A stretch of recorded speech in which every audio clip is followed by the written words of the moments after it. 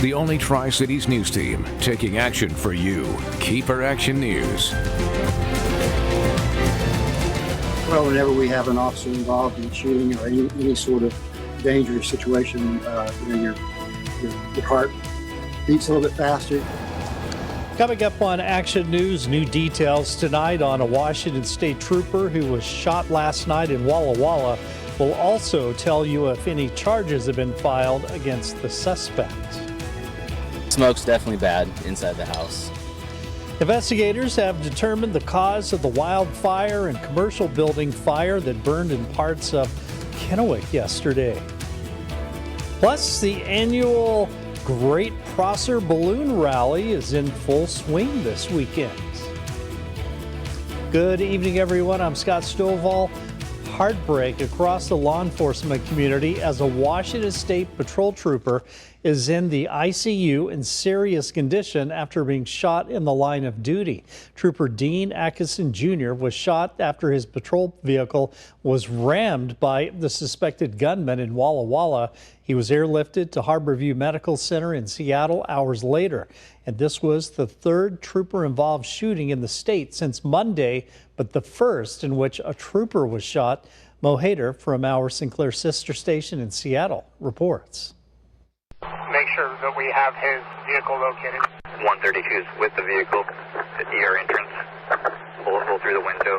He's inside. A state trooper shot in the line of duty in Walla Walla. 5-year veteran Trooper Dean Atkinson Jr. was shot after authorities say a suspect rammed their vehicle into his. The suspect took off and was caught after a short chase. We have one in custody at 1741, one in custody.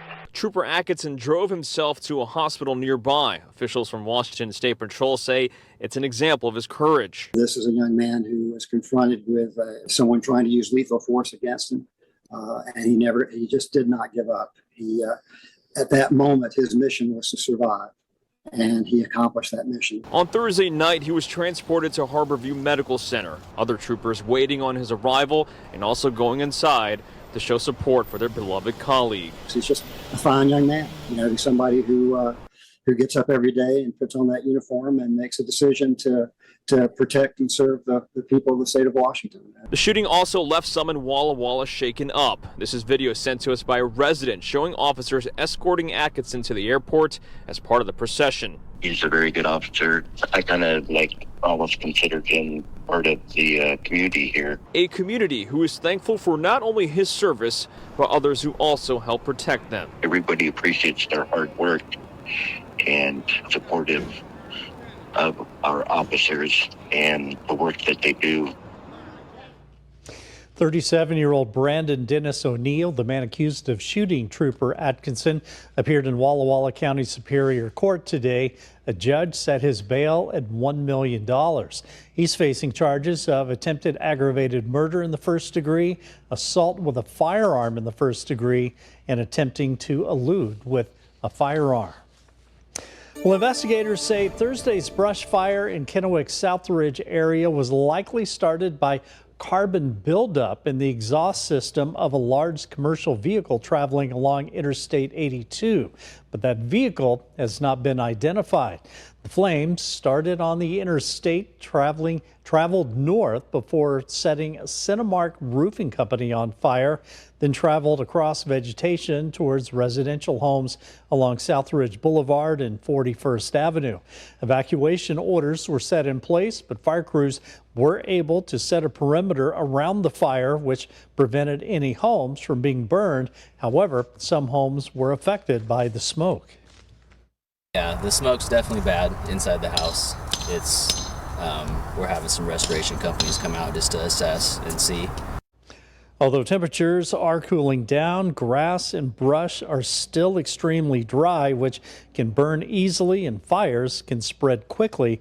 Firefighters ask that you use high caution when engaging in any activities that could lead to a wildfire. And investigators are still working to determine what started a fire in a Kennewick home that left one person hospitalized with serious injuries. At 8:30 yesterday morning, firefighters responded to the 2700 block of West 6th Place. A 911 caller reported a home was on fire and dispatchers say screaming could be heard in the background of the call. Firefighters arrived to find flames coming from the back of the home and a man with burns on his upper torso. Medics rushed the man to a local hospital while firefighters worked to put out the fire. It took crews just 12 minutes to put out the blaze. Fire crews say the man had to be flown to Harborview in Seattle for advanced medical care for his burns. Investigators say the fire started in the kitchen, but the exact cause hasn't been determined. Sunshine outside our studios. We're at 78 degrees and those winds are light. What a beautiful evening it is going to be with clear skies and a beautiful fall evening shaping up for us. Cooling off a little bit at night too. These cool nights and these warm sunny afternoons are setting us up for a beautiful weekend. How does it look heading into next week, the first full week of fall, if you can believe it, and final days of September? I'll have the answer for you in your full storm tracker forecast coming up in just a few minutes. All right. Thanks, Mike. Deputies in Lincoln County believe they've found the body of a Moses Lake woman who's been missing for 5 days. Deputies say the body matches the description of 53-year-old Teresa Bergman. The remains were found in rural Lincoln County. Deputies say an autopsy will be performed to determine how she died. Teresa was last seen early Sunday morning at the Spokane International Airport. Investigators in Grant County say her husband, 54-year-old Charles Bergman, had gone to pick Teresa up at the airport but didn't return home. A nationwide extradition arrest warrant has been issued by Lincoln County for Charles. He's under suspicion of murder in the first degree relating to the death of Teresa. Anyone who knows where he might be is asked to contact the Grant County Sheriff's Office. Well, yesterday, first responders told Oregon lawmakers just how dire staffing shortages are. First responders say they're understaffed, overworked, and in many cases underpaid. With so many vacancies, staff are stepping up to fill shifts and take on overtime, leading to burnout. They're warning that if the staffing shortage isn't addressed, it could lead to response times being affected. Our concern is we're burning out our teams by continuing to ask them to continue to work the enormous amount of hours. Industry leaders want Oregon lawmakers to invest more money into apprenticeships and scholarships for EMTs and paramedics.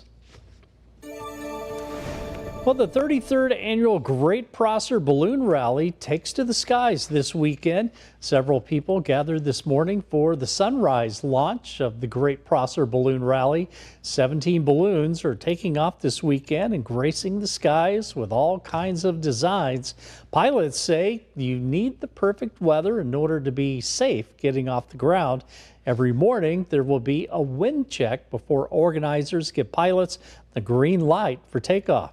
The event is free, and there are activities happening downtown throughout the weekend in Prosser, including the night glow on Saturday. And that's 5 hot air balloons will light up. They stand up, turn off the lights, and light up the balloons with matching to some music. Also downtown, the Chamber of Commerce has the Harvest Festival. So there's food vendors, there's crafts, arts. Now, if you missed today's launch, you can catch the pilots taking off both tomorrow and Sunday at around 6:30 a.m., weather permitting. And you can find more information and schedules on our website. Just go to KEPRTV.com.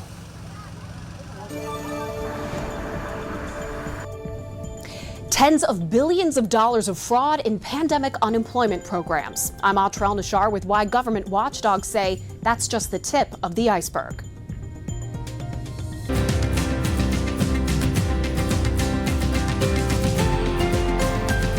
Some major developments this week in the government's fight to uncover and prosecute fraud in emergency pandemic aid programs. A massive scheme uncovered in Minnesota that stole $250 million meant to feed kids in need, and the DOJ announcing a boost in resources to investigate more of this fraud. National correspondent Atra El-Nashar spoke to one of the government's top watchdogs about the work ahead of them. When the pandemic hit, it was a government response unlike any in history. The bill is passed. More than $5 trillion was spent. Now, another unprecedented response is underway to find out how much of that money was lost to fraud and to try to get it back. We know our work is not done. The Department of Justice setting up 3 new fraud strike force teams to bolster their effort, which has already charged more than 1,000 people. And it does reflect the fact that there are a lot more cases to come. Inspector General Michael Horowitz leads the Pandemic Response Accountability Committee. He anticipates it may take years. One of the most prominent initiatives was enhanced unemployment benefits. In total, $655 billion went out. $46 billion is estimated to have gone to fraud, a number expected to rise significantly because it's based on estimates from fewer than half the states. Pennsylvania estimates $6 billion went to fraudsters. In Michigan, $8.2 billion, and in California, $18.7 billion. Horowitz points out how the program was crafted. To get the money out quickly, Congress allowed states to let applicants self-certify their claims. You just signed a statement saying, I'm entitled to this money. A mountain of cases of unemployment fraud, but there are 450 programs across more than 40 federal agencies investigating their own fraud.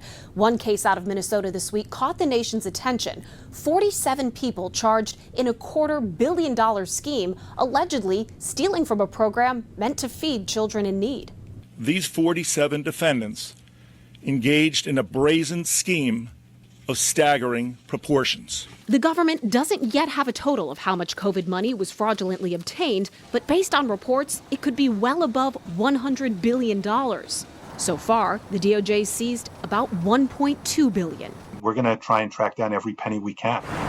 Though some of it may never be recovered. In Washington, I'm Atrel Nashar reporting. What a beautiful evening if you're heading out to a football game tonight. Very comfortable into the 60s at the 8 o'clock hour, upper 60s in fact. And by about midnight, we'll be in the upper 50s. So cooling off a little bit this evening. Maybe a light jacket if you're heading out. But boy, things are looking pretty good here. Look at our Doppler radar. It is quiet as can be. And those winds are light as well. I'll have your full storm tracker forecast coming up after the break.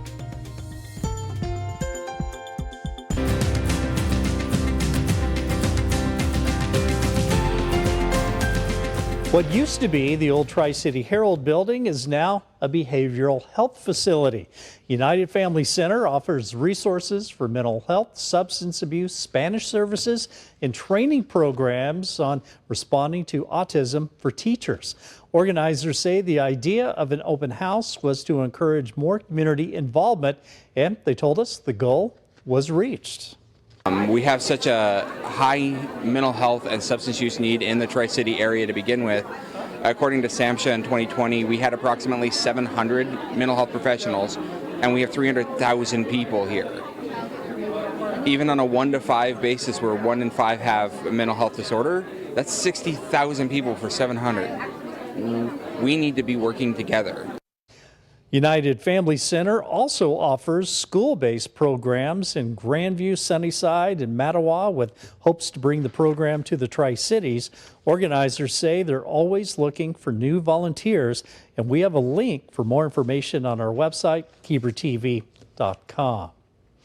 Washington State employees could soon receive $1,000 bonuses for getting a COVID-19 booster shot. It's part of a tentative agreement between the state and the Washington Federation of State Employees. The deal would also include a 4% pay raise for next year and a 3% raise in 2024. The union called the deal, which still has to be approved by both sides, the highest compensation package in the union's history. Roughly 35,000 state employees would be impacted. Governor Jay Inslee's office declined to comment on the specifics of the agreement. And leaders with the Oregon Education Department say new data shows students suffered great losses during pandemic-impacted learning. Data shows subjects where students performed the most poorly were English and language arts, math, and science. Only 25.6% of students were proficient in English language arts, and that's a 10% drop from their 2019 levels, and only 11.5% tested proficient in math. That's a 9.6% drop from 2019. Well, good evening and welcome back. Boy, what a day today. Lots of sunshine, temperatures in the upper 70s, and we even managed an 80-degree reading at the airport in Pasco. Our normal high at 78, so we're about average here for fall season. However, these numbers are going to climb heading into the weekend for above average temperatures Sunday through early next week. Right now, 78 in Pasco, Walla Walla 75, Pendleton at 78 degrees, and the atmosphere is stable, it's calm, it's quiet, high pressure in play. No wind like we had yesterday with the passage of that low that moved off into the Rockies now. And in its wake, we've had just a light breeze out of the north and dry conditions. 5 right now in Richland in terms of the wind speed, 3 in Walla Walla, 8 in Pendleton. What a beautiful evening. And we're setting ourselves up for a beautiful weekend as well. Satellite radar has been quiet today. Now, what we have seen is just a little weak system to the north of us along the Washington-Canadian border. What this has done is pull in a few high-thin cirrus clouds. Maybe you saw that this afternoon, kind of moving across the region. But that is about the only thing that we've noticed today on our satellite. It is so quiet. We also have a thermal ridge that's developing along the coast. This is some warm air that will start to move in for us by Sunday and into early next week, which is going to initiate that warming trend as this high pressure continues to hold. As our futurecast indicates, a few clouds along the coast. System out in the Pacific sort of gets sheared apart by this high pressure that's going to continue to strengthen through the weekend and early next week. So we say hello to fall with a little duration or longer duration of summertime temps. So savor it, because you know that this will be going to the wayside here before too long. So soak up the sun while you can. With these temperatures into the mid 80s by early next week, it's going to be warm. 72 for Seattle and partly cloudy. Just gorgeous weather there as well. 80 for Portland tomorrow and 75 for Spokane with mostly sunny skies. Nice cool down at night. It feels comfortable with temperatures around 50 for Pasco, 52 for Walla Walla, and 49 for Pendleton. It's going to be a great start to the Prosser Balloon Rally. If you're looking for something to do, the calm conditions should be great for the balloons tomorrow through morning and even into the evening hours. 80 for Pasco tomorrow, 81 for Richland, 78 for Walla Walla, and about 80 for Pendleton. This makes my job easy. We just talk about sunshine, 70s and 80s for the rest of the week and into next week with Walla Walla warming into the mid 80s. 86 looks like it's going to be the warmest day before backing off a little bit into the 70s heading into the end of next week, which is consequently the end of the month here, if you can believe it. October coming up on next weekend already. 80 tomorrow, 84 Sunday, and then 86 for the warm day on Tuesday, and then 70s by Thursday and Friday.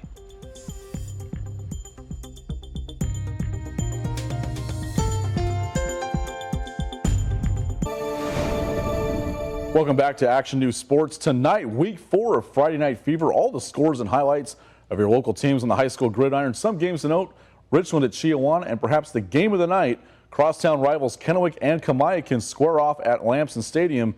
Tune in at 11. But it's also a busy night throughout sports. In hockey, the Tri-City American season opener tonight in Prince George. Am's taking on the Cougars. That game's set to start in just over a half hour from now. We'll have the results for you on Friday Night Fever. The Seattle Mariners' final road trip of the season continues tonight with a stop in Kansas City. The Mariners' first of 3 with the Royals. Marco Gonzalez on the mound tonight for Seattle. That game currently in progress. Highlights later tonight on Friday Night Fever. Thursday night in girls soccer, Kamaikan and Chiawana in Mid-Columbia Conference action. The Braves hosting the Riverhawks Thursday evening on their home turf. Early in the first half of this one, Chiawana on the attack, but Ava Suarez shot on goal turns into an easy save for goalkeeper Devin Shalin. And then later on, Maya Lee takes a shot at the goal. She finds the net to put Kamaikan on top 1-0 over Chiawana as she celebrates with her teammates. Moments later, the Braves try to make it a 2-goal lead, but the free kick sails over the goal. And then Chiawana, with their free kick, turns into a header that sails a little bit wide, does not lead to a goal for the Riverhawks. Kamaikan goes on to win 2-0. They improved to 5-0 in conference play. On the Mid-Columbia soccer scoreboard from Thursday night, Richland beats Southridge in the penalty kicks. Hanford shuts out Pasco Wahai winners at home against Hermiston. In volleyball Thursday night, the Kamaikan Braves coming off a big win Tuesday over crosstown rival Kennewick, hosting Walla Walla. The Braves on their home court taking on the Blue Devils. The first set, the Braves in command, but Walla Walla not going down without a fight. Jewel Whitley with the point. Kamaikan closing in on game point, but the Blue Devils fight back, down 24-14 after a rally. Kamaikan shot unable to clear the net. Point for Wahai. They're within 9. They're staying in there, but on the next play, the net fails the Blue Devils. They're unable to clear it. Point Kamiakin, they take the first set 25-15. Kamiakin goes on to beat Walla Walla in straight sets. On to the volleyball scoreboard. The Bombers sweep the Lions. Riverhawks beat the Bulldogs in straight sets, and the Falcons win on the road over the Bulldogs. And that is it for sports at 6. I'll be back at 11 for Friday Night Fever. Mike, what kind of weather can we expect during tonight's games? Well, very comfortable, Ryan. Temperatures into the upper 60s, if that sounds good to you, around kickoff time, and then cooling into the 60s by about halftime. By the end of the evening, we'll go low mid-60s range. So, yeah, nice evening. And then look at the weekend. 80s and lots of sunshine all the way into the end of the month. Wow. Yeah. Very nice. All right. We're back at 11. Remember, Friday Night Fever, a lot of high school football highlights. We'll see you then. Good night.